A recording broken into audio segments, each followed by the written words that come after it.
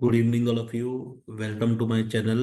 मैं आपका टीचर विशाल भाटिया। आज हम डिस्कस करने जा रहे हैं जेई मेंस का जो पेपर हुआ है पहली शिफ्ट में। ओवरऑल अगर देखा जाए तो बहुत ही इजी पेपर आया था। जिन बच्चों ने अच्छे तरीके से तैयारी करी थी, एनसीईआरटी को बेस मानते हुए पढ़ा था, उनका पेपर बहुत अच्छा गया होगा। तो चलिए चालू करते हैं अपना सॉल्यूशन। ये देखिए, जो पेपर मैं लेके आया हूँ आपके लिए, ये मेमोरी बेस्ड पेपर है। जिस तरीके का हमने बच्चों से बात करी, बच्चों ने जो हमें क्वेश्चंस बताए, उनको मैंने यहाँ पे आधार मानते हुए पेपर आपके लिए जो है वो सॉल्व किया है। बाय प्रोफेशन मैं जो है शांति एशियाटिक स्कूल जयपुर के अंदर पीजीटी केमिस्ट्री जेई केमिस्ट्री का टीचर हूँ। तो आइए आज का पेपर स्टार्ट करते हैं। बहुत से बच्चे जुड़ चुके हैं मेरे साथ और बता रहे हैं कि हमारा पेपर बहुत ही अच्छा हुआ। जैसा कि मैं बोलता हूँ आपको मेरी क्लास के अंदर भी, कि हमें एनसीईआरटी को कभी भी जो है इम्पोर्टेंस कम नहीं देनी चाहिए। एनसीईआरटी जो है वो हमेशा से बेच रहा है जेई के लिए, और जो जेई वाले हैं वो इसको बहुत अच्छे तरीके से फॉलो भी करते हैं। तो never under estimate the power of NCERT. आइए आज का पेपर स्टार्ट करते हैं, सॉल्यूशन स्टार्ट करते हैं। तो जो सबसे पहला क्वेश्चन था हमारे पास, वो बहुत ही सिंपल क्वेश्चन था। आप देखिए यहाँ पे, लेंथेनाइड आयन के अंदर 7 इलेक्ट्रॉन आउटर मोस्ट शेल में किसके अंदर होते हैं, ऐसा मुझसे वो पूछ रहा है। तो आपने बोला बहुत ही सिंपल क्वेश्चन है सर ये। यहाँ पे मुझे क्या करना था, इनकी इलेक्ट्रॉनिक कॉन्फ़िगरेशंस को लिखना था। अब आपने बोला सर, जब ये पढ़ाते हैं एनसीईआरटी के अंदर तो आपको बताया जाता है कि इनकी इलेक्ट्रॉनिक कॉन्फ़िगरेशन याद करवाई जाती है आपको। अगर मैं जीडी की बात करता हूँ तो आपने बोला सर जीडी का जो एटॉमिक नंबर है वो 64 होता है। अगर मैं इसकी इलेक्ट्रॉनिक कॉन्फ़िगरेशन लिखता हूँ तो जेनॉन 4f7 5d1 6s2, ये इसकी इलेक्ट्रॉनिक कॉन्फ़िगरेशन लिखी जाती है सर। आपने बोला सर यहाँ पे गोलेडिनियम के अंदर जो है वो 3 इलेक्ट्रॉन आपने निकाल दिए। तो अगर मैं यहाँ पे 3 इलेक्ट्रॉन रिमूव करवाता हूँ तो 3 इलेक्ट्रॉन रिमूव करवाने के बाद आपने बोला सर 2 इलेक्ट्रॉन ये और 1 इलेक्ट्रॉन ये चला गया। तो पीछे मेरे पास कितने इलेक्ट्रॉन बचे सर, पीछे मेरे पास बचे आउटर मोस्ट शेल में 7 इलेक्ट्रॉन्स, और यही वो मुझसे यहाँ पे पूछ रहा है। तो मेरे पास इसका आंसर बहुत ही सिंपल है सर, GD+3 इसका मेरे पास आंसर हो जाएगा। आप इसके लिए सारे इलेक्ट्रॉनिक कॉन्फ़िगरेशंस वहां पे लिख के देखते, विद इन 2 मिनट्स आप इस क्वेश्चन का आंसर वहां पे दे देते। आइए आगे चलते हैं सर। देखिए यहाँ पे मुझसे पूछ रहा है नंबर ऑफ लीनियर कंपाउंड्स बताओ। तो नंबर ऑफ लीनियर कंपाउंड बताने हैं आपको सर। ये जो क्वेश्चन आया है ये मेरे पास टॉपिक है आपके पास chemical bonding. Chemical bonding topic से ये जो क्वेश्चन है मेरे पास अराइज हुआ है। मैं कोशिश करूंगा आपको साथ के साथ जो है वो चैप्टर भी बताता जाऊं, ताकि बच्चे जो तैयारी कर रहे हैं अगली शिफ्ट के लिए वो प्रिपेयर हो जाएं कि जो सवाल है वो कहाँ से पूछे गए हैं। और चैप्टर के एंड में मैं आपको जो है ओवरऑल एनालिसिस बताऊंगा कि कौन से टॉपिक्स आप पढ़ सकते हैं, ताकि मेरा जो पेपर है वो और अच्छे तरीके से सॉल्व हो जाए। आपने बोला सर यहाँ पे मेरे पास नंबर ऑफ लीनियर्स कंपाउंड पूछ रहा है। तो यहाँ पे मुझे पता है इन सब की ज्योमेट्रीज मैंने पढ़ी हुई होती है। सर मैं स्टार्ट करता हूँ I3- से। आपने बोला सर I3- की जो ज्योमेट्री आती है वो मेरे पास एक लीनियर ज्योमेट्री होती है। सर यहाँ पे ये जो आई होता है इसके पास ये लोन पेयर होते हैं मेरे पास, ये लोन पेयर है। और ये आई अपने ऊपर नेगेटिव चार्ज कैरी करता है। तो आपने बोला सर I3- जो है वो लीनियर ज्योमेट्री शो करेगा, बिल्कुल सही है। आगे चलो सर, NO2 की बात करते हैं। बहुत ही जाना पहचाना कंपाउंड है नाइट्रोजन डाइऑक्साइड। तो आपने बोला सर NO2 जो होता है, ये जहाँ पे मेरे ख्याल है NO2- आया था। NO2- जो कंपाउंड है मेरे पास, वो NO2- से अगर मैं ज्योमेट्री बनाता हूँ तो सर वो ज्योमेट्री मुझे कुछ इस तरीके से दिखती है। ये देखिए। तो आपने बोला सर ये किसी भी एंगल से लीनियर नहीं है। O3 ओजोन की ज्योमेट्री होती है सर। बहुत बड़े क्लास 10th में ही हमें ओजोन की ज्योमेट्री जो है वो बना दी जाती है। आपने बोला इस तरीके से ओजोन की ज्योमेट्री शो होती है, तो ये भी मेरे पास लीनियर नहीं है। उसके बाद आपने बोला सर OF2 बिल्कुल वाटर की तरह दिखता है सर। तो OF2 जो है वो मेरे पास लीनियर यहाँ पे नहीं होता। अगर आपने बोला OF2 की ज्योमेट्री बनाता हूँ तो बिल्कुल वाटर की तरह दिखती है, ये मैंने पढ़ी हुई है। उसके बाद चलता हूँ सर NO2+। NO2+ की अगर मैं ज्योमेट्री की बात करूँ तो सर NO2+ की ज्योमेट्री जो है वो मेरे पास लीनियर होती है, और वो इस तरीके से बनती है, और जो नाइट्रोजन है वो अपने ऊपर पॉजिटिव चार्ज कैरी करता है इस तरीके से। तो ये NO2+ हो गया। सर BeCl2 की ज्योमेट्री जो है वो BeCl2 की ज्योमेट्री बिल्कुल लीनियर होती है सर। सबसे पहले केमिकल बॉन्डिंग के अंदर पढ़ाई जाती है कि BeCl2 की ज्योमेट्री जो है वो लीनियर होती है और 180 डिग्री का इसके अंदर एंगल होता है। उसके बाद आपने बोला सर N3-, ये क्या है सर? एजाइड होता है। और अगर मैं एजाइड की ज्योमेट्री की बात करूं तो आप क्लास 10th में पढ़ते हो, सोडियम नाइट्राइड पढ़ते हो आप, उसमें से सोडियम हटा दूं तो एजाइड बन जाएगा। सर ये जो ज्योमेट्री है, ये ज्योमेट्री जो है बिल्कुल, आपने बोला सर मेरे पास जो है लीनियर ज्योमेट्री होती है। इस पे पॉजिटिव आता है, इस पे नेगेटिव आता है, ये पॉजिटिव नेगेटिव आपस में कैंसिल आउट हो जाते हैं, और ये जो एक नेगेटिव चार्ज शो करता है वो ये नाइट्रोजन शो करता है। तो एजाइड की ज्योमेट्री आपने बोला लीनियर हो गई सर। तो ये ज्योमेट्री बिल्कुल जो है वो मेरे पास लीनियर है। आगे चलता हूँ, SO3, सल्फर ट्राईऑक्साइड। तो SO3 की ज्योमेट्री सर हमने देखी हुई है, SO3 की ज्योमेट्री जो है वो लीनियर नहीं होती। उसके बाद आगे चलो सर, CO2। तो आपने बोला CO2 की ज्योमेट्री जो है सर वो लीनियर होती है, मैंने पढ़ी हुई है कि CO2 की ज्योमेट्री जो है वो मेरे पास लीनियर देखने को मिलती है। तो आपने बोला सर ऐसी बात करता हूँ तो ये मेरे पास CO2 की ज्योमेट्री आती है सर। अगर XeF2 की बात करता हूं तो सर XeF2 की ज्योमेट्री मेरे पास जो है वो लीनियर नहीं आती। तो आपने बोला सर टोटल अगर मैं यहाँ पे ज्योमेट्री चेक करूं कि कितनी ज्योमेट्री मुझे यहाँ पे लीनियर नजर आ रही है, आओ चेक करते हैं सर यहाँ पे वन बाय वन। सर एक तो आपने बोला एजाइड है, NO2+ है, BeCl2 है, I3- है। उसके बाद अगर मैं देखता हूँ सर यहाँ पे मेरे पास CO2 है, जिसकी ज्योमेट्री मुझे यहाँ पे क्या शो हो रही है सर? लीनियर शो हो रही है। और इसके आगे देख लेते हैं सर, और कोई ज्योमेट्री है मेरे पास जो मुझे दिख रही हो तो।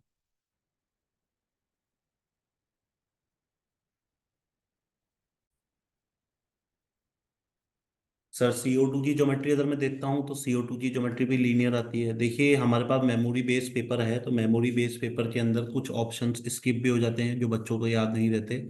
आपने बोला सर XeF2 की बात करूँ तो आपने सबने पढ़ा हुआ है XeF2 की ज्योमेट्री जो है सर वो मेरे पास यहाँ पे कुछ इस तरीके की होती है।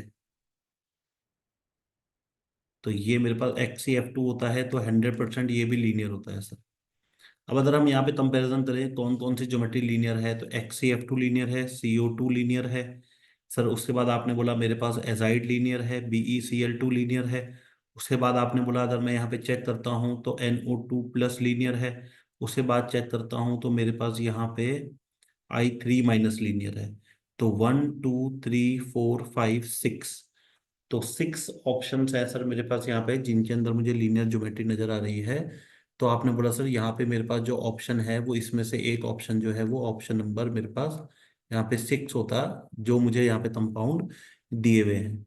क्योंकि मैंने जब क्रॉस चेक किया है तो उस क्रॉस चेक पेपर में मेरे पास यहाँ पे, जैसा कि मैं देख पा रहा हूँ, मेरे पास यहाँ पे CO2 और XeF2 वहाँ पे गिवन नहीं है। अगर मैं इनको हटाता हूँ तो इनको हटाने के बाद मेरे पास जो है टोटल नंबर ऑफ कंपाउंड आ रहे हैं 1 2 3 एंड 4। तो इट माइट बी पॉसिबल अगर CO2 और XeF2 को मैं हटा दूं तो मेरे पास जो राइट आंसर है वो ऑप्शन नंबर 4 आएगा। क्योंकि सर ये मेमोरी बेस्ड है, बच्चा जो बताता है उसी के आधार पे मैं आपको यहाँ पे जो है पेपर बता रहा हूँ। बहुत सारे बच्चों से जो है हम पूछते हैं, विचार करते हैं, उसके बाद हम पेपर तो यहाँ पे सॉल्व करते हैं। सर देखिए क्वेश्चन नंबर 3 आया था, ये क्वेश्चन नंबर 3 आपको याद होगा अगर बच्चा पढ़ता है तो क्लास 11th के अंदर जनरल ऑर्गेनिक केमिस्ट्री पढ़ाई जाती है।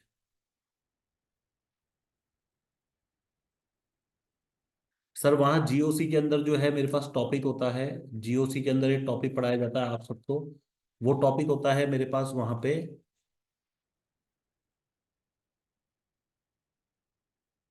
Separation techniques.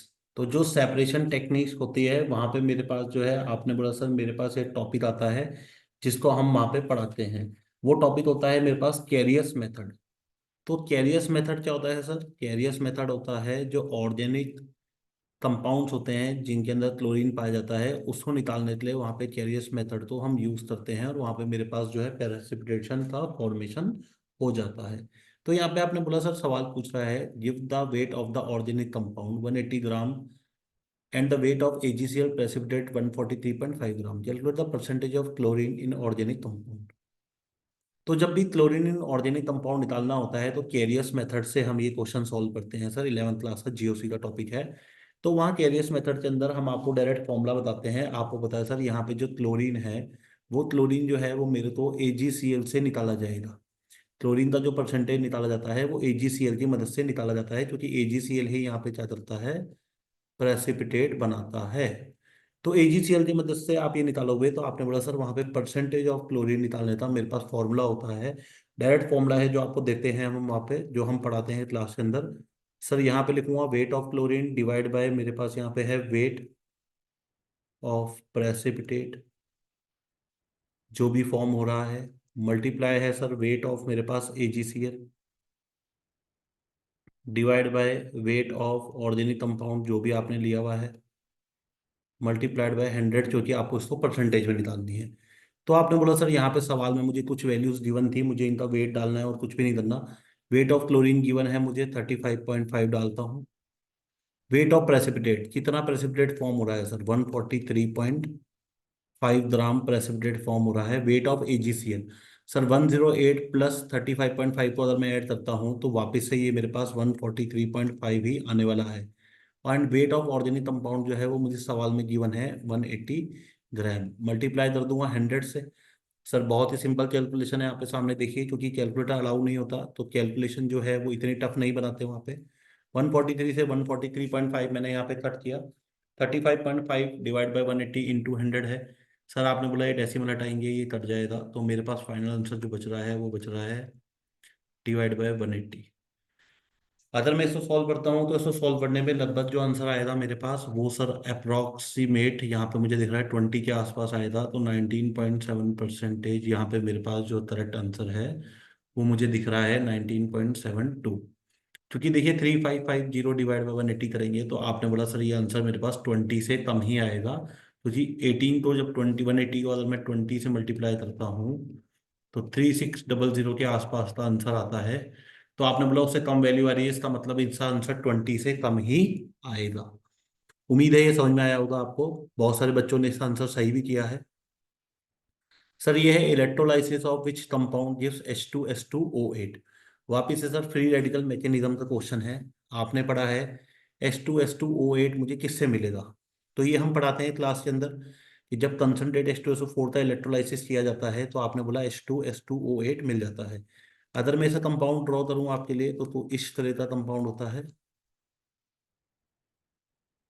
अब सर यहाँ पे आप क्या करेंगे, इसका इलेक्ट्रोलाइसिस करा रहे हो, तो इलेक्ट्रोलाइसिस कराने पे आपने बोला सर ये यहाँ से बॉन्ड ब्रेक करेंगे, ये प्लस आया है और ये माइनस आया। तो माइनस आने में क्या होता है सर, यहाँ पे मेरे पास जो कंपाउंड होता है उसके ऊपर जो लोन पेयर होता है ये एक्स्ट्रा लोन पेयर आ जाता है।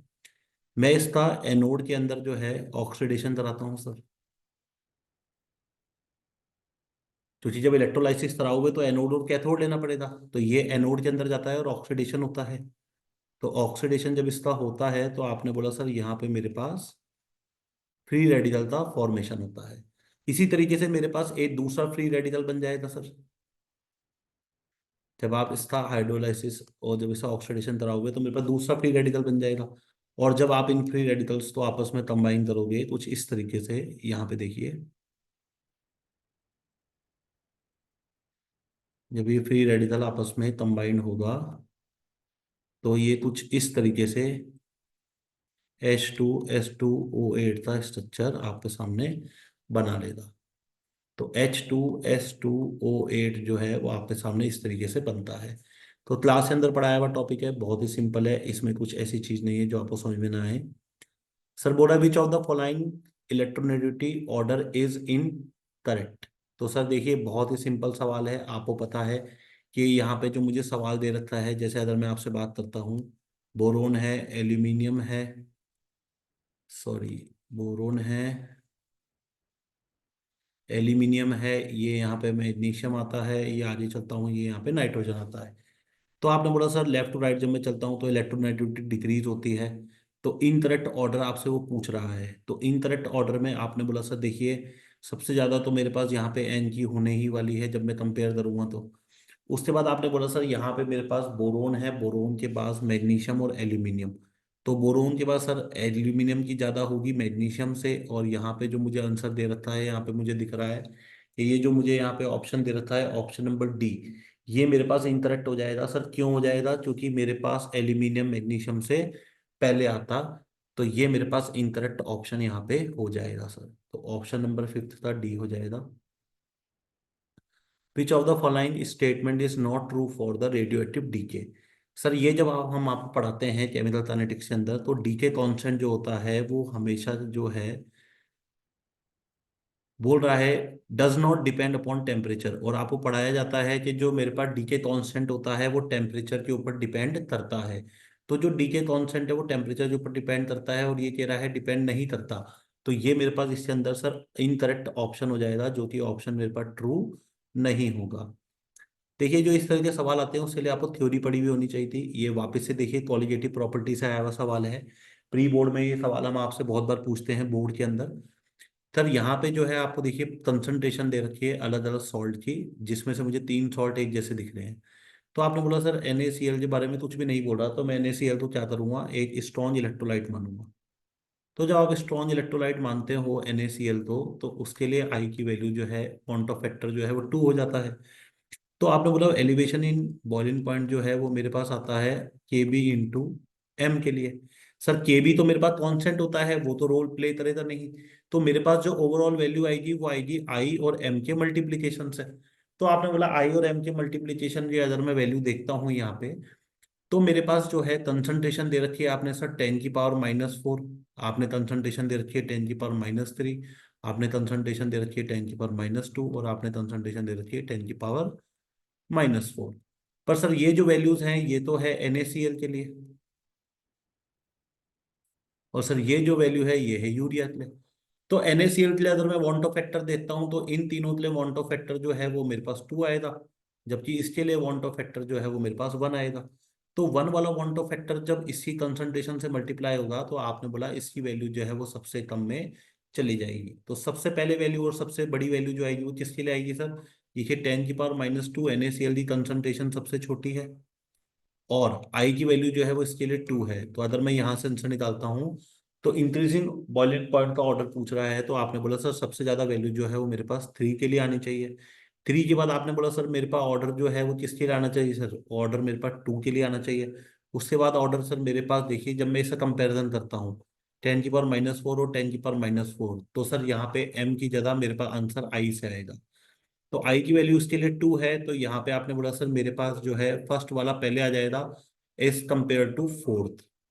फोर्थ वाले कंपेरिजन में फर्स्ट वाला आंसर मेरे पास पहले आना चाहिए यहाँ पे। तो अगर मैं इसका ऑप्शन चेक करता हूँ, तो आपने बोला सर इसका ऑप्शन जो है वो मेरे पास मुझे यहाँ पे जो आपने मैच किया उसके हिसाब से मुझे इसका ऑप्शन नंबर बी सेकंड वाला दिख रहा है sir. Third second first and fourth. उम्मीद है आपको समझ में आया होगा। देखिए क्वालिटेटिव प्रॉपर्टी का सवाल है ये।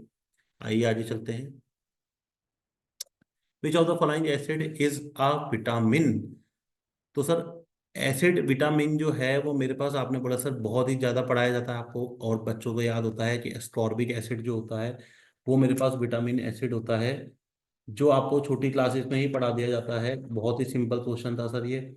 अब यहाँ पे वो आपसे सर इसे बजाय फॉर्मूला भी पूछ सकता था, तो आपको फॉर्मूला पता है C6H8O6 स्कॉर्बिक एसिड का फॉर्मूला होता है। तो वो इस तरीके से घुमा के इसके अंदर सवाल पूछ सकता है।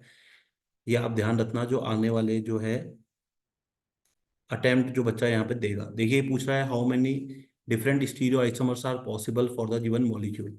सर ज्योमेट्रिकल आइसोमरिज्म का क्वेश्चन है, GOC का क्वेश्चन है। GOC में आपको ये चीजें हम पढ़ाते हैं वहाँ पे। देखिए अगर मैं इसे ध्यान से देखता हूँ तो आपने बोला सर यहाँ पे मेरे पास ये CH3 ग्रुप है, ये C है, ये OH है। यहाँ पे अगर मैं चलता हूँ आगे तो सर ये मेरे पास H है। इधर चलता हूँ आगे तो सर ये मेरे पास यहाँ पे क्या आ गया सर? CH डबल बॉन्ड फिर CH। तो डबल बॉन्ड के बाद इस C को भी मैं खोल देता हूँ सर, थोड़ा सा आपको खोल के दिखा देते हैं। और ये CH3 है। तो आपने बोला सर ये जो डबल बॉन्ड होता है यहाँ पे, इस डबल बॉन्ड के अलोंग अगर मैं देखता हूँ तो इस डबल बॉन्ड के अलोंग मेरे पास यहाँ पे ये डिफरेंट ग्रुप है। और डबल बॉन्ड के अलोंग में इसमें सिस और ट्रांस की जो फॉर्मेशन है वो कर सकता हूँ। तो दो ज्योमेट्रिकल आइसोमर तो मुझे यहाँ से मिलेंगे। और यहाँ पे अगर मैं ध्यान से देखता हूँ तो देखिए तीनों ग्रुप जो है वो मेरे पास डिफरेंटली अटैच्ड है। तो ये मेरे पास कैसा कार्बन हो गया sir? This is my chiral carbon.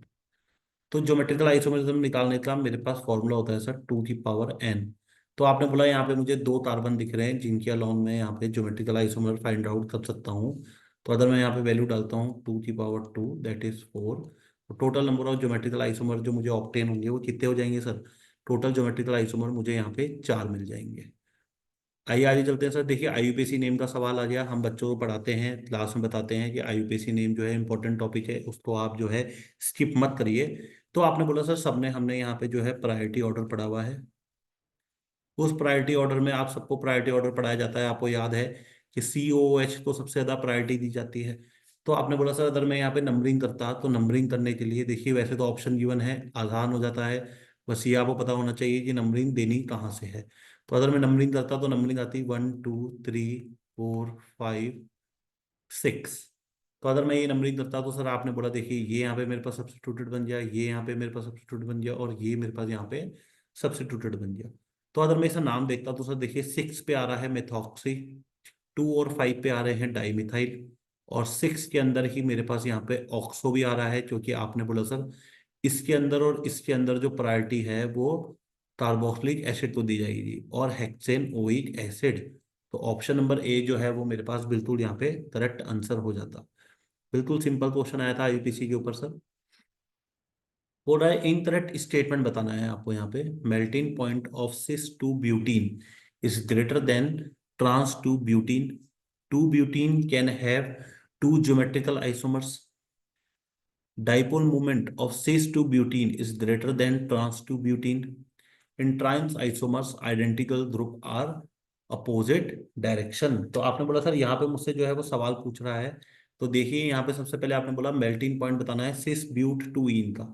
तो सिस का अगर मैं स्ट्रक्चर बनाता हूँ तो आपने बोला सर सिस मुझे कुछ इस तरीके से दिखता है, और इसी का अगर मैं ट्रांस बनाता तो ये मेरे पास यहाँ पे इसका ट्रांस होता है। तो मेल्टिंग पॉइंट जो है वो सिस ब्यूटीन का ग्रेटर होता है देन ट्रांस टू ब्यूटीन। तो आपने बोला सर अगर मैं यहाँ पे देखता ध्यान से इसका डाइपोल मूवमेंट की अगर मैं बात करता तो इसका डाइपोल मूवमेंट जो है वो मेरे पास शिफ्ट होता। तो यहाँ पे मेरे पास डाइपोल मूवमेंट जो है वो शिफ्ट करता मैं। तो जो मेल्टिंग पॉइंट होता है सर वो मेरे पास यहाँ पे, ये मेल्टिंग पॉइंट की बात कर रहा है, तो मेल्टिंग पॉइंट मेरे पास जो यहाँ पे होता है वो डायरेक्टली प्रोपोर्शनल होता है इसकी क्रिस्टल लैटिस एनर्जी के।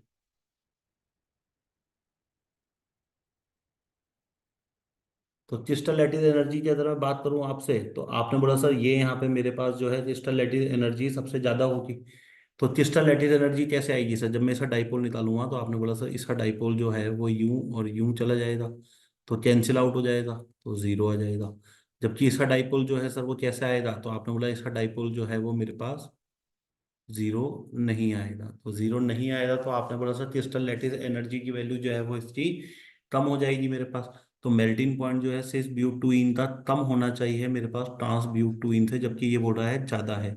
तो ये पहला इनकरेक्ट हो गया। Two butene can have two geometrical isomer. तो आपने बोला सर ज्योमेट्रिकल आइसोमर कैसे बनाएगा? उसके अंदर जो है कायरल कार्बन ही नहीं है, आप देखिए ध्यान से। आपने बोला ये है मेरे पास यहाँ पे। तो ये यहाँ पे सर जो साइट है, जो यहाँ पे अटैच साइट है दोनों हाइड्रोजन एटम जो है, वो रेस्ट्रिक्टेड साइट है, ये ज्योमेट्रिकल आइसोमर शो नहीं करेगा।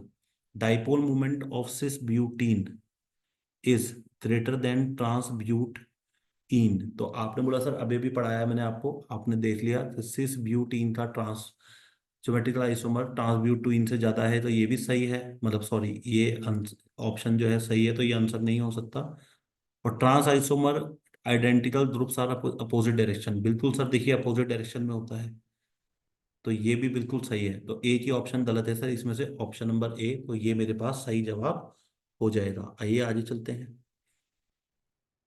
सर देखिए 12th नंबर का क्वेश्चन है। हम आपको प्रैक्टिकल में भी करवाते हैं और बोर्ड एग्जाम में इसको बार बार बोलते हैं आपको, इसको जो है ऑर्गेनिक केमिस्ट्री के अंदर बहुत इंपॉर्टेंट रिएक्शन है ये।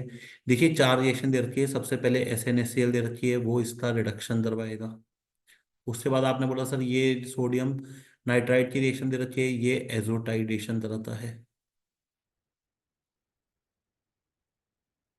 फिर ये सर क्लोरो ऐड करवाएगा, और ये मुझे वुड्स फिटिंग रिएक्शन दिख रही है। तो अब अगर मैं इन रिएक्शंस को इन्हीं ऑर्डर में करता हूं तो आपने बोला सर देखिए सबसे पहले क्या होगा? सर जो मेरे पास नाइट्रोबेंजीन है, इस नाइट्रोबेंजीन के ऊपर रिडक्शन होगा। तो रिडक्शन कराते हो तो आपने बोला सर, ये मुझे आपने पढ़ाया हुआ है, बोर्ड में पढ़ाते हैं कि ये एनिलीन बन जाता है। देखिए जेई के तो स्पेशल टॉपिक्स अभी हमने छुए ही नहीं, अभी तो हम बोर्ड की बात कर रहे हैं। तो ये आपने बोला सर एनिलीन बन जाता है। आपने बोला इसके अंदर अगर मैं इसकी डाइएजोटाइजेशन कराता हूँ तो मेरे पास सर डाइएजोनियम सॉल्ट बन जाता है। अब डाइएजोनियम सॉल्ट बनने के बाद अगर आप इसमें कॉपर डालेंगे in the presence of acidic medium, तो सर आपने बोला ये कन्वर्ट हो जाती है मेरे पास क्लोरोबेंजीन में। अब आपने बोला सर इसके अंदर सोडियम और ड्राई ईथर कराओगे तो ये मेरे पास डाइफिनाइल बन के बाहर आ जाएगा। सर एनसीईआरटी की लिखी हुई रिएक्शन है, ये लो सर। अब आपने बोला सर एक बेंजीन के अंदर जो है C6H6 होता है तो 78 वेट होता है। अब ये यहाँ से बॉन्डेड है तो इसका मतलब एक एक हाइड्रोजन यहाँ पे कम हो गया होगा। उस एक एक हाइड्रोजन की वजह से यहाँ पे ये बॉन्ड फॉर्म हो गया। तो इसका 77, इसका 77, तो जो टोटल वेट आएगा वो कितना आएगा सर? तो 154 मेरे पास जो है आंसर हो जाएगा। तो देखिए सर बहुत ही सिंपल क्वेश्चन आया था, इसमें ऐसा कुछ था नहीं जो आपको हार्ड लगे। वापस से सर देखिए यहाँ पे कोऑर्डिनेशन कंपाउंड से क्वेश्चन आ गया और हम क्लास में पढ़ाते हैं इसको। कोई जेई का टॉपिक है ही नहीं सर, ये तो बिल्कुल एनसीईआरटी का टॉपिक है, इसमें ऐसा कुछ है ही नहीं। देखिए NiCl4 2- है। तो आपको पढ़ाया जाता है सर यहाँ पे सबसे पहले सेंट्रल मेटल के ऊपर चार्ज निकालते हैं। तो अगर मैं यहाँ पे निकल के ऊपर चार्ज निकालता तो यहाँ पे निकल के ऊपर चार्ज +2 आएगा। सर एक्स माना जिसका होता है इसका -1 × 4 = -2। तो एक्स आ गया मेरे पास +2। सर निकल जो है, निकल आता है मेरे पास 28 नंबर पे।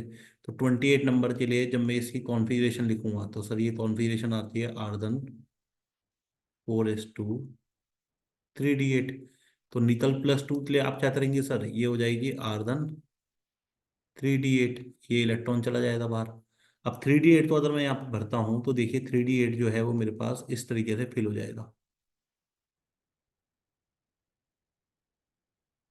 ये 3d8 मैंने भर दिया। अब सर यहाँ पे जो जुड़ा हुआ है वो मेरे साथ जुड़ा हुआ है इसमें क्लोरीन। क्लोरीन जो है वो होता है वीक फील्ड लिगेंड। तो वीक फील्ड लिगेंड इसी पेरिन नहीं करवा पाएगा, पेरिन नहीं करवा पाएगा तो सर जो 4 Cl जुड़ेंगे उनको आगे वाले जो स्ट्रक्चर है उनको काम में लेना पड़ेगा। तो आपने बोला सर यहाँ पे जो टेट्राहेड्रल शेप निकल के आती है वो मेरे पास sp3 आती है। तो +2 भी है और टेट्राहेड्रल भी है, तो ऑप्शन नंबर ए जो है वो बिल्कुल सही ऑप्शन हो जाएगा इसके अंदर। हाँ। आगे चलते हैं सर, देखिए क्या बोल रहा था, correct decreasing order of electronegativity is. तो आपने बोला सर देखिए इस सवाल को डिस्कस करने का कोई मतलब नहीं है, क्योंकि ये सवाल जो है ये आप सवाल जो है इसको रटते भी हो और इस सवाल को आपको पढ़ाया भी जाता है। तो बिल्कुल सिंपल इलेक्ट्रोनेगेटिविटी ऑर्डर चलता है सर, लेफ्ट टू राइट जाने पे इलेक्ट्रोनेगेटिविटी डिक्रीज इंक्रीज होती है और अप टू डाउन जाने पे डिक्रीज होती है। तो सबसे ज्यादा फ्लोरीन की होगी, फिर क्लोरीन की, फिर ब्रोमीन की, फिर आयोडीन की। तो सीधा देख के सर ऑप्शन टिक करने वाली बारी थी, option number C will be the right answer. देखिए डायरेक्ट थ्योरी का क्वेश्चन है इसलिए थ्योरी पढ़ना इंपॉर्टेंट होता है, आपको पढ़ाया गया है। विच ऑफ द फॉलोइंग है मैक्सिमम साइज ऑफ एल्यू सॉरी मैक्सिमम साइज इनमें से किसका होगा। सर देखिए देख के ही सवाल होने वाला क्वेश्चन है। अगर मैं एल्यूमिनियम +3 की बात करता हूँ, मैग्नीशियम +2 की बात करता हूँ, सोडियम प्लस की बात करता हूँ और F- की बात करता हूँ। तो सर एल्यूमिनियम +3 के अंदर जो आउटर मोस्ट शेल है उसमें 8 इलेक्ट्रॉन होंगे।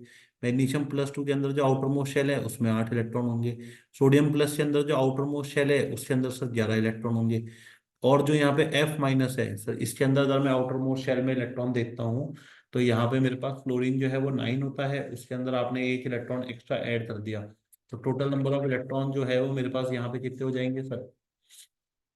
टोटल नंबर ऑफ इलेक्ट्रॉन यहाँ पे मेरे पास हो जाएंगे, अगर मैं ध्यान से देखता हूँ तो 11 हो जाएंगे सर यहाँ पे, क्योंकि 10 इसके अंदर ऑटोमेटिक होते हैं। और अगर सोडियम की बात करता हूँ तो सोडियम के अंदर सर यहाँ पे सॉरी 10 होते हैं तो एक चला जाएगा तो ये 9 हो जाएगा। तो ये 9 हो जाएगा सर। तो मेरे पास जो है यहाँ पे साफ साफ दिख रहा है जो नंबर ऑफ एटम्स है आउटर मोस्ट शेल में वो फ्लोरीन के अंदर ज़्यादा है, तो F- जो है वो मेरा सही आंसर हो जाएगा।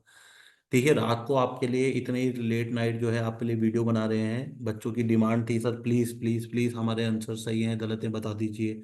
बार बार फ़ोन आ रहे थे बच्चों के।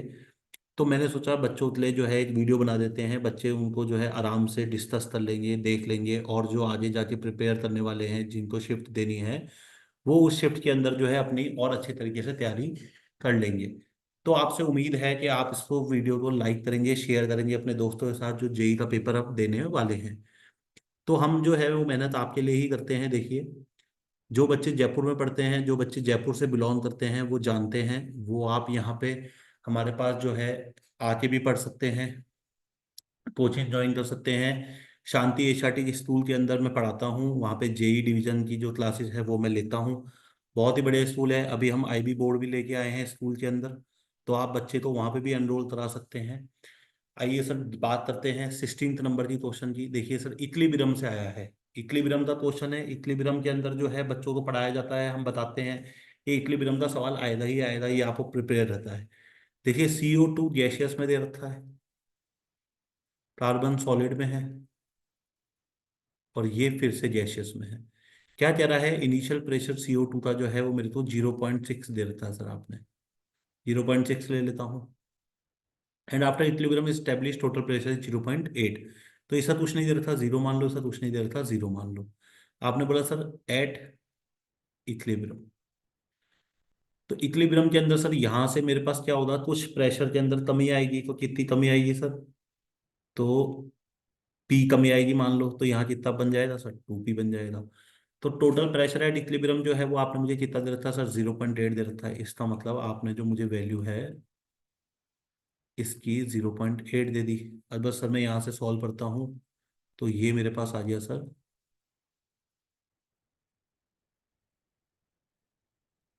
0.2। अब पी की वैल्यू मेरे पास 0.2 आ गई। वो बोल रहा है सर आप यहाँ पे मुझे केपी निकाल के बताओ। तो आपने बोला केपी की वैल्यू मुझे यहाँ पे साफ साफ दिख रही है, क्या हो जाएगी सर?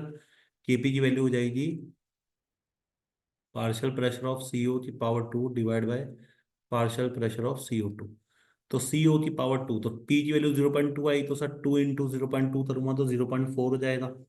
तो 0.4 की power 2 divide by pressure of CO2 कितना दे रखा है आपने सर? प्रेशर ऑफ CO2 आपने मुझे दे रखा है यहाँ पे 0.6। तो यहाँ पे आपने बोला सर 0.6, आपने प्रेशर ऑफ CO2 मुझे 0.8 था, तो 0.6 जो इक्विलिब्रियम पे आएगा वो कितना आएगा? 0.2 माइनस करूंगा यहाँ से तो 0.4 आ जाएगा। देखिए, बहुत ही सिंपल कैलकुलेशन करवाता है वो आपसे, क्योंकि उसे पता है बच्चे को कैलकुलेटर अलाउ नहीं है। तो बच्चा यहाँ पे जब मेहनत करता है तो वो आपको जो है पूरा ध्यान रखता है। देखिए 0.4 आंसर आ गया। कोई भी मुझे कैलकुलेटर यूज लेने की जरूरत यहाँ पे नहीं है। बच्चे पूछते हैं बार बार सर कैलकुलेटर अलाउ नहीं, हम कैसे करेंगे? मैं बताता हूँ बच्चों को, कैलकुलेशन हमेशा इजी आएगी, आप टेंशन मत लीजिए। देखिए, ये आपकी जो है ऑर्गेनिक चैप्टर से वापस से क्वेश्चन आ जाए। क्लास 12th में पढ़ाते हैं आपको SN1 और SN2 मैकेनिज्म, बहुत इंपॉर्टेंट होता है। बोल रहा है ये कंपाउंड दिया आपको, show nucleophilic substitution by SN1 mechanism in protic medium. देखिए, प्रोटिक मीडियम वो होता है जहाँ पे मेरे पास हाइड्रोजन बॉन्ड का फॉर्मेशन होता है। जब हम क्लास के अंदर इसको पढ़ाते हैं तो क्लास के अंदर हम आपको पढ़ाते हैं प्रोटिक मीडियम जो है वो SN1 मैकेनिज्म शो करता है। तो SN1 मैकेनिज्म के अंदर जो प्रोटिक मीडियम है, वहाँ पे जो इंपॉर्टेंट मीडियम होते हैं जो हम आपको पढ़ाते हैं, वो कौन कौन सा होता है सर? पानी होता है, मीथेनॉल है, और इथेनॉल है। ये वो मीडियम है जो प्रोटीन मीडियम हम आपको पढ़ाते हैं। अब देखिए यहाँ पे क्या होगा, ये आपने बोला कार्बोकेटायन बनेगा तो Cl बाहर चला जाएगा, ये पीछे कार्बोकेटायन आएगा।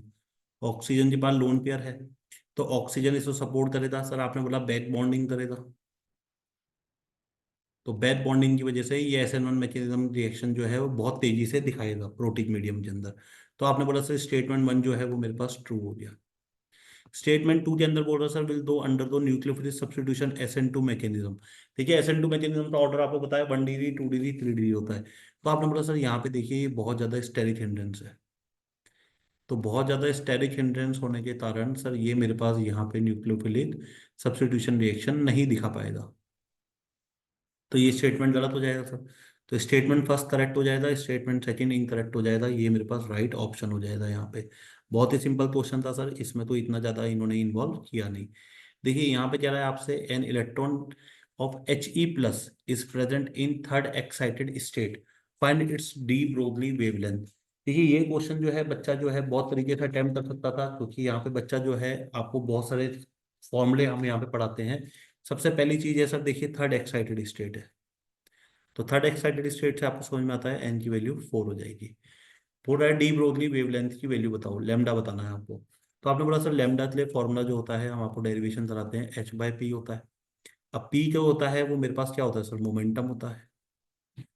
मोमेंटम के लिए जब एक फॉर्मूला लिखता हूँ मैं यहाँ पे, जो हम आपको क्लासेस में पढ़ाते हैं, वो आता है 2m अंडर रूट ई।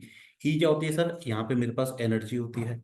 अगर मैं एनर्जी निकालता हूँ इसके लिए nth ऑर्बिट में, तो एनर्जी क्या आती है sir? -13.6 into Z² upon n², electron volt, ये एनर्जी होती है। अब आपने बोला सर यहाँ पे मेरे पास देखिए, अगर मैं ध्यान से देखता हूँ तो Z क्या होता है? एटॉमिक नंबर होता है। हीलियम की आप बात कर रहे हो तो हीलियम के लिए बात कर रहे हो तो 2 का स्क्वायर। एन मेरे पास आपने दे ही रखा है 4 का स्क्वायर। तो ये मेरे पास कितना आ जाएगा sir? 13.6 multiplied by 4 divide by, तो देखिए ये आ जाए सर मेरे पास -3.4 इलेक्ट्रॉन वोल्ट। ये मेरे पास एनर्जी की वैल्यू आ गई। अब एनर्जी की वैल्यू आ गई, आपको लैम्डा की वैल्यू निकालनी है, तो आपने बोला सर फॉर्मूला मेरे पास पता है, लैम्डा जो है वो मुझे आपने दे रखा है। तो सर देखिए ये जो फॉर्मूला होता है, इसमें हम आप बच्चों को एक शॉर्ट ट्रिक बताते हैं कि लैम्डा की वैल्यू जो होती है वो मेरे पास यहाँ पे जब मैं इसको सॉल्व करता हूँ, तो ये वैल्यू आती है मेरे पास 150 डिवाइड बाई ई। सर ई जो है वो इलेक्ट्रॉन वोल्ट में होना चाहिए, और ये ओवरऑल वैल्यू जो है वो एंगस्ट्रॉम में आती है। तो ये फॉर्मूला जो है शॉर्ट ट्रिक्स हम बच्चों को बताते हैं। तो यहाँ पे अगर मैं वो काम में लेता हूँ तो देखिए, ई इलेक्ट्रॉन वोल्ट में दे रखा है तो 3.4, इसका मैं अंडर रूट लेता हूँ। तो सर ये वैल्यू जो है वो लगभग मेरे पास आएगी 44.416 के समथिंग, ये अंडर रूट में आ रही है। अब आपने बोला अगर मैं इसे सॉल्व करता हूँ तो सर देखिए इसका आंसर जो है वो अप्रोक्सीमेट 6.64 एंगस्ट्रॉम आएगा। तो 36 के आसपास का अंडर रूट आएगा। तो देखिए आपने बोला कोई भी वैल्यू यहाँ पे आपको अगर आप करते हैं तो देखिए कोई भी वैल्यू इसके आसपास नहीं आ रही, केवल एक यही ऑप्शन है जो आपको यहाँ पे सूट हो रहा है। तो आपने बोला sir option number A will be the right answer. वो उम्मीद है आपको समझ में आया होगा। देखिए ये फॉर्मूला जो है हम क्लास के अंदर बच्चों को पढ़ाते हैं, ये शॉर्ट ट्रिक के लिए पढ़ाया जाता है ताकि बच्चा जो है बड़ी कैलकुलेशन से बच जाए। देखिए टीचर यही होता है, जो एक अच्छा टीचर होता है वो बच्चों की प्रॉब्लम को समझता है, जानता है, पता रहता है कि बच्चों को कहाँ प्रॉब्लम आएगी और बच्चों को वहां से निकल देता है, वो सॉल्यूशन वहीं पे क्लास में दे देता है। देखिए दोबारा से आपके पास इक्विलिब्रियम का एक क्वेश्चन आ गया। बहुत ही इजी क्वेश्चन आया था सर ये यहाँ पे वापस से। देखिए ये सॉलिड में दे रखा है, गैसियस है और आपसे पूछ रहा है वो यहाँ पे कि मेरे को आप केपी की वैल्यू बता दीजिए सेम टेम्परेचर पे। तो आपने बोला सर यहाँ पे जो है अगर मैं इसकी केपी की वैल्यू लिखता हूँ तो मुझे साफ साफ दिख रहा है सर केपी की वैल्यू जो है वो इनकी वजह से आएगी, और तो कोई वैल्यू मुझे यहाँ पे नजर आ नहीं रही जिसकी वजह से केपी आएगा। तो केपी जो है वो यहाँ पे जब मैं देखता हूँ तो वो पार्शियल प्रेशर ऑफ अमोनिया और पार्शियल प्रेशर ऑफ CO2 की वजह से आएगा सर। क्योंकि और तो जैसे यहाँ पे स्टेट कोई दे नहीं रखी। अब सर अगर आप यहाँ पे बात करोगे देखो टोटल प्रेशर की, तो आपने बोला यहाँ पे अगर मैं इस रिएक्शन को वापस से लिखता हूँ आपके लिए, तो ये आपने बोला सर भाई इनिशियल प्रेशर जो है वो आपने क्या बोला सर, इसको 1 मान लो तो ये 0 दे रखता है सर।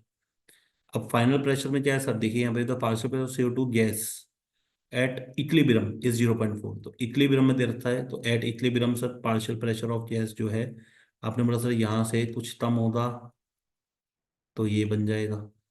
तो partial pressure of CO2 gas at equilibrium, तो इसका मतलब एक्स की वैल्यू आपने जो है वो 0.4 दे दी।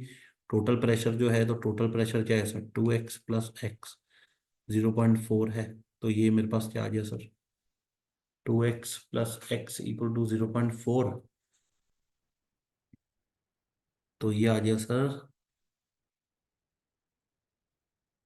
अच्छा एक्स जो ले रहे हो सर मोल मोल हो जाएगा, ठीक है एक्स नहीं लेता सर, पी ले लेता हूँ, लीजिए पार्शियल प्रेशर की बात कर रहा हूँ, बच्चे बोल रहे हैं सर कंफ्यूजन हो जाएगा सर, पी ले लीजिए, लीजिए पी ले लेता हूँ। तो आपने बोला सर पी की वैल्यू क्या दे रखी है यहाँ पे, आपने देखिए 2p प्लस पी, जो आपने मुझे यहाँ पे सवाल में ये लिए एक्स हटा देता हूँ, कंफ्यूजन हो जाएगा आपको। सर ये पी जो है आपने मुझे 0.4 सवाल में दे रखा है, तो प्रेशर इक्विलिब्रियम में कितना हो जाएगा सर, 0.4 बराबर, आपने बोला इक्विलिब्रियम प्रेशर जो है आपने मुझे यहाँ पे कितना दे रखा है, 1 atm दे रखा है, तो ये 1 atm कर देता हूँ। तो यहाँ से 2p की वैल्यू आ गई सर 0.6, तो p आ गया मेरे पास 0.3। तो आपने बोला सर ये वैल्यू आ गई मेरे पास, तो 2p की वैल्यू 0.6 आ रही है, यहाँ पे वैल्यू उसको मैं पुट कर देता हूँ। तो जो केपी आएगा वो मेरे पास कितना आ गया सर, 0.6 का स्क्वायर मल्टीप्लाइड बाय 0.4। तो जब मैं इसको सॉल्व करूंगा तो सर ये वैल्यू आ जाएगी लगभग 0.4 तो ये जब सर सॉल्व करोगे, आप मल्टीप्लाई करोगे, तो वैल्यू लगभग लगभग ये आ जाएगी 144 ATM की पावर 3। तो option number C will be the right answer. बहुत ही सिंपल क्वेश्चन है सर, फॉर्मूला बेस्ड क्वेश्चन था, बहुत ही ज़्यादा कोई ज़्यादा घुमाया नहीं है सर। देखिए ये क्वेश्चन था जो बच्चों के लिए आया था, बच्चों से जो पूछा था। इसमें कुछ है नहीं सर, बिल्कुल सिंपल क्वेश्चन है। अगर मैं इसमें ध्यान देता हूँ, देखिए, इन अ क्लोज्ड इंसुलेटेड कंटेनर, तो क्लोज इंसुलेटेड कंटेनर है तो सर आपने बोला हीट चेंज जो है वो जीरो हो जाएगा। A liquid is stirred with a paddle to increase the temperature, which of the following is true. तो आपने बोला सर ये प्रेशर प्रोसेस कैसा है सर मेरे पास यहाँ पे। तो आपने बोला टेम्परेचर को मैं इंक्रीज कर रहा हूँ, आपने बोला हीट एक्सचेंज होने नहीं दे रहा। तो जब हीट एक्सचेंज होगी नहीं वहाँ पे, तो चेंज इन एनर्जी मुझे देखने को मिलेगी नहीं। डब्लू जो है वो मेरे पास वहाँ पे क्या आएगा सर, वर्क डन था, यहाँ पे कोई रोल होगा नहीं। तो अगर मैं इसका ऑप्शन देखता है यहाँ पे, तो मेरे पास जो है सर क्यू वैल्यू जीरो होनी चाहिए। तो देखिए क्यू की वैल्यू जीरो जो है वो केवल और केवल इस ऑप्शन में है। और डेल्टा ई और डब्लू जो है वो जीरो के बराबर हो नहीं सकता, क्योंकि कंटेनर तो इंसुलेटेड रखा हुआ है आपने, क्लोज इंसुलेटेड कंटेनर है। तो क्यू तो वहां पे जीरो होगा, हीट ट्रांसफर तो वहां पे होने से रहा। तो ऑप्शन नंबर बी इसका जो है वो राइट आंसर हो जाएगा सर। देखिए इस तरीके से बहुत ही सिंपल क्वेश्चन पूछे गए थे, जिसमें आपको अपनी टेक्नोलॉजी, आपकी टेक्निक्स यूज में लेनी थी। सर ये क्वेश्चन आया है, बहुत ही सिंपल क्वेश्चन है। देखिए यहाँ पे ये चार आपको प्रॉपर्टीज दे दी, उनके सामने चार आपको ऑर्डर दे रखा है।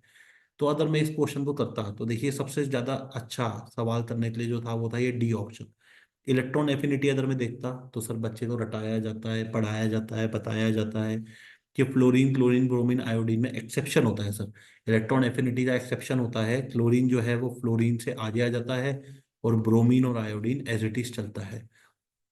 तो आपने बोला डी के लिए ऑप्शन नंबर 4। देखिए मैं आपको इसलिए बता रहा हूँ, बच्चों की तरह अप्रोच बता रहा हूँ मैं आपको। अगर मैं स्टूडेंट होता तो मैं कैसी अप्रोच रखता। सर ये सारी प्रॉपर्टीज पढ़ने की मुझे बाद में जरूरत है, देखिए वैसे सारी प्रॉपर्टीज पढ़नी चाहिए, पर अगर मैं इस डी प्रॉपर्टी को देखता, तो डी प्रॉपर्टी से ये फोर्थ वाला ऑप्शन ही मैच कर रहा है। आइए इस ऑप्शन को देखते हैं सर। यहाँ पे देखिए डी का वन, डी का वन, डी का वन, केवल डी का फोर यहीं पे है। तो मैं डायरेक्ट ऑप्शन नंबर ए को टिक कर देता। ये कुछ चीजें होती हैं जो बच्चों को देखना पड़ता है टाइम बचाने के लिए, अपनी स्मार्टनेस दिखाने के लिए, और जो बोलते हैं कि ऑप्शन से आंसर कैसे निकालना है, तो वो ऐसे निकलता है यहाँ पे। तो ये भी चीजें जो है बच्चों को समझ में आनी चाहिए। देखिए स्मार्टनेस भी बहुत जरूरी है। आपने बोला सर ये एक वर्क फंक्शन का क्वेश्चन आया है मेरे पास यहाँ पे। अब इस वर्क फंक्शन के क्वेश्चन के लिए देखिए यहाँ पे आपको लाइट की जो है 500 नैनोमीटर, ये जो है सर लैम्डा दे रखा है आपको। तो आपने बोला sir de Broglie, wavelength, work function, ये सब आपको पता है, आपने सबने पढ़ा हुआ है। तो आपने बोला यहाँ पे जो एनर्जी है, फोटो इलेक्ट्रिक इफेक्ट के लिए जो एनर्जी है वो एच सी अपॉन लेमडा से निकाली जाती है।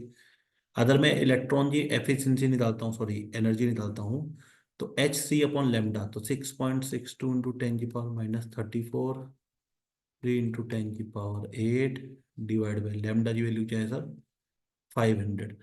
तो आपने बोला सर अगर ये वैल्यू मैं यहाँ पे डालता हूँ, निकालता हूँ नैनोमीटर की वैल्यू, तो आपने बोला सर ये वैल्यू जो है लगभग लगभग मैंने निकाली थी, ये आ रही थी 2.48 इलेक्ट्रॉन वोल्ट के आसपास।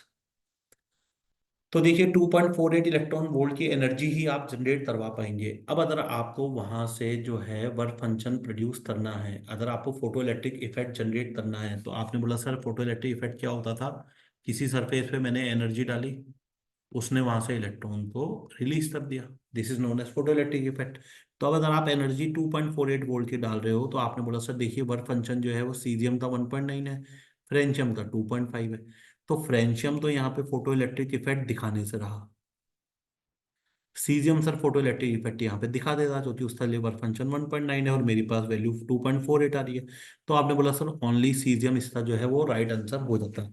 अब देखिए वो क्या कर सकता है, वो इस क्वेश्चन को घुमा सकता है, मैनिपुलेट कर सकता है। वो इस 2.5 की जगह 2.47 कर देता, तो मेरा आंसर 2.48 आ रहा है। तो 2.48 आ रहा है, तो आपने बोला सर यहाँ पे मेरे पास ये जो है फ्रेंशियम भी उसके अंदर पार्टिसिपेट कर लेता, तो फिर मेरे पास बोथ सीजियम और फ्रेंशियम वाला आंसर वहां पे ऑप्शन जो है वो हो सकता था। तो ये देखिए ये टोटल पेपर जो क्वेश्चन मुझे मिले थे, ये उसका जो डिस्कशन है वो मैंने आपसे कर लिया। अब आप जो है कमेंट बॉक्स में बताइएगा आपका पेपर कैसा हुआ, आपको ये पेपर का सॉल्यूशन कैसा लगा। और अगर कोई क्वेश्चन रह गया हो जो हमें नहीं मिला, और आपको पता हो, आपने पेपर अटेम्प्ट किया हो और आपको उसमें डाउट हो, तो उसको आप जो है कमेंट बॉक्स में पूछ सकते हैं, आपको उसका आंसर जो है वो दे दिया जाएगा। सर एक क्वेश्चन जो है बच्चों से मैंने पूछा था एंड में, जब ये हमने सीरीज बना ली थी उसके बाद बच्चों ने बताया था कि एक क्वेश्चन आया था, वो बहुत अच्छा क्वेश्चन है, हम पढ़ाते हैं उसको क्लास के अंदर, कि टोटल नंबर ऑफ, जो क्वेश्चन था वो था total number of compound give positive test with Fehling solution. देखिए फेलिंग सॉल्यूशन के साथ कौन कौन पॉजिटिव टेस्ट देगा, तो आपने बोला जब फेलिंग सॉल्यूशन पढ़ाते हैं तो आपको हम बताते हैं वहां पे कि एल्डिहाइड जो है वो फेलिन टेस्ट देता है। अब एल्डिहाइड के अंदर भी सर एलिफेटिक एल्डिहाइड होता है और एरोमेटिक होता है। तो एलिफेटिक एल्डिहाइड तो टेस्ट देता है, एरोमेटिक टेस्ट नहीं देता। उसके बाद आपने बोला सर कीटोन आता है, कीटोन जो है वो फेलिन टेस्ट नहीं देता। उसके बाद आपने बोला सर आगे चलता हूँ, हेमी एसिटल आता है, ये टेस्ट देता है। अब सर वहां पे जो चार ऑप्शन आए थे मेरे पास, वो जो चार ऑप्शन थे वो चार ऑप्शन बहुत ही इंटरेस्टेड ऑप्शन थे। देखिए पहला ऑप्शन था वहां पे मेरे पास जो आया था, जैसा कि हमें बच्चों ने बताया कि ये ऑप्शन था सर, साफ साफ दिख रहा है आपको सर ये कैसा है, एरोमेटिक नहीं है, एलिफेटिक एल्डिहाइड है। तो ये ऑप्शन देखते ही आपने बोला सर ये ऑप्शन होगा। दूसरा ऑप्शन आया था सर, देखिए ये आपने बोला सर कैसा कंपाउंड है, देखिए सर एरोमेटिक कंपाउंड है, फेलिन टेस्ट नहीं देगा। सी ऑप्शन तो था सर वो ये था,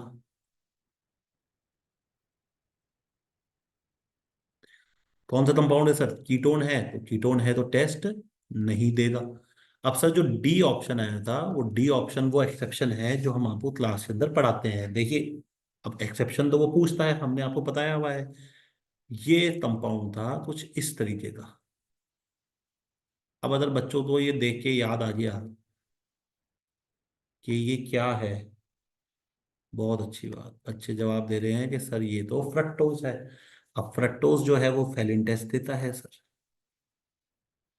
अब जिन बच्चों ने नहीं पढ़ा या जो बच्चे नहीं जानते वो पूछ रहे होंगे सर कैसे देगा, इसके पास तो कीटोन ग्रुप है, तो कीटोन ग्रुप तो नहीं देता, आपने पढ़ाया था। पर आपने जो क्लास में पढ़ाया था, आप भूल गए उस चीज को, आपने पढ़ाया था सर ये फ्रक्टोज जो है ये यहाँ पे अपना टोटोमेरिज्म दिखाता है, कीटो इनोल बनाता है। कीटो इनोल बनाने के बाद ये एल्डिहाइड में कन्वर्ट हो जाता है। एल्डिहाइड में कन्वर्ट होने के बाद सर ये मेरे पास वहां पे क्या करता है, ये मेरे पास वहां पे फेलिन टेस्ट देता है। सर कैसे हो जाता है, मैं आपको हिंट दे देता हूँ, आपने पढ़ा हुआ है सर। देखिए ये यहाँ पे शिफ्टिंग करेगा, तो ये एच जो है, अच्छा इसको मैं खोल के ले देता हूँ आपके लिए एक बार के लिए, ये देखिए थोड़ा आपको समझने में आसानी होगी।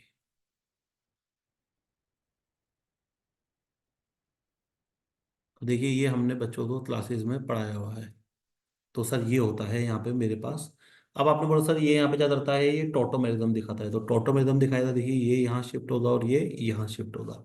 तो आपने बोला सर जो अगला कंपाउंड बनेगा वो मेरे पास टोटोमेरिज्म में क्या बन जाएगा, वो मेरे पास बन जाएगा सर यहाँ पे ये सी आया, H O H double bond C ओ,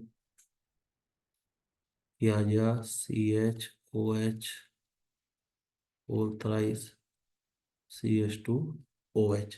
तो आपने बोला सर ये यहाँ पे मैंने आपको टोटोमेरिज्म तो शिफ्ट करवा दिया। तो अब यहाँ पे ये शिफ्ट होने के बाद क्या होगा सर, देखिए अब ये शिफ्ट होने के बाद आपने बोला यहाँ पे मेरे पास ये दोबारा से टोटोमेरिज्म दिखाएगा।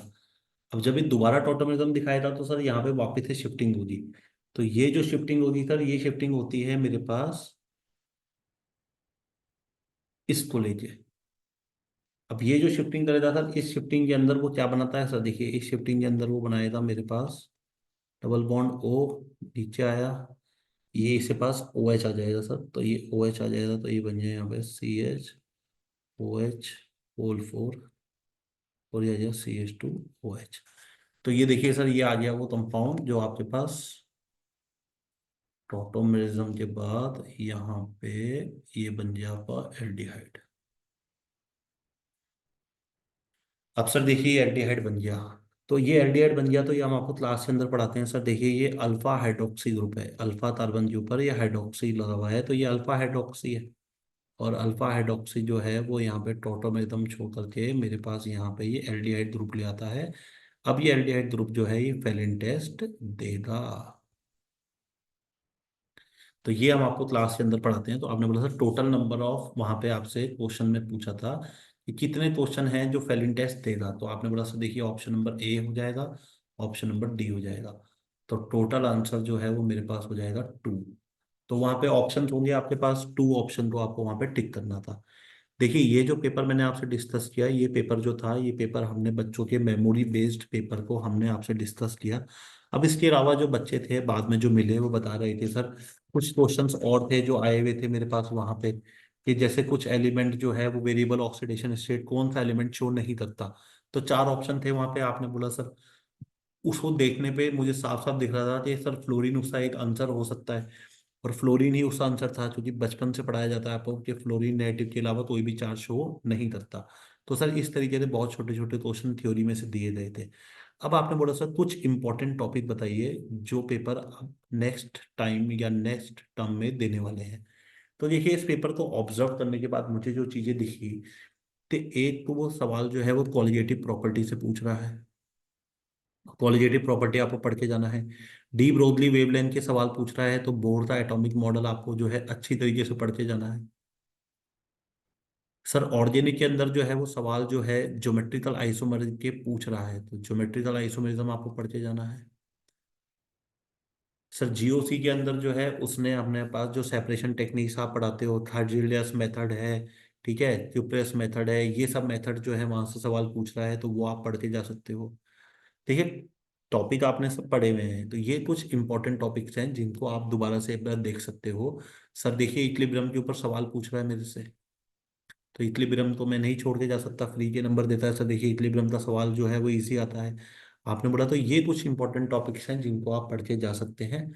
उम्मीद है ये वीडियो आपको बहुत अच्छा लगा होगा, आपको सब कुछ समझ में आया होगा। आप इस वीडियो के बारे में जो भी आपके रिव्यू है वो पोस्ट करें।